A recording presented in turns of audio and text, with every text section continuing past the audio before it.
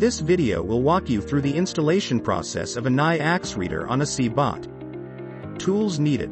NAYAX network adapter yellow cable. This will come with the NAYAX unit. A Phillips screwdriver, an optional small flathead screwdriver, and a small or long network cable depending on if you are connecting to a port on the wall or to the switch built into the CBOT unit. First, turn off the device. Disconnect the network cable and the power cable to ensure the device is off completely. Remove the back door to reveal your hardware parts. Locate and remove the bill acceptor stack by pressing on the blue button located atop the bill acceptor stack. This will eject the piece and allow you more space during your installation process. Locate the reader and remove the 4 screws to free up the reader unit from the CBOT.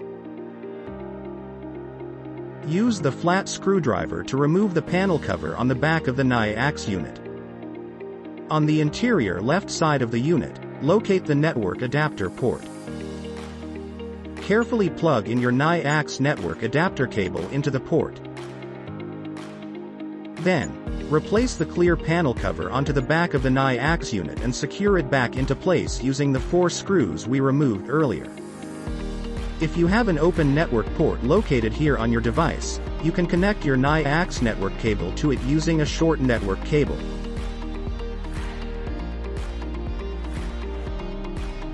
Alternatively, if that network port is already in use or otherwise unavailable, use a long network cable to connect your NAYAX network adapter cable directly to a network port on a nearby wall. Once the cables are all connected, group the cables through the device to keep them orderly, and replace your bill acceptor stack.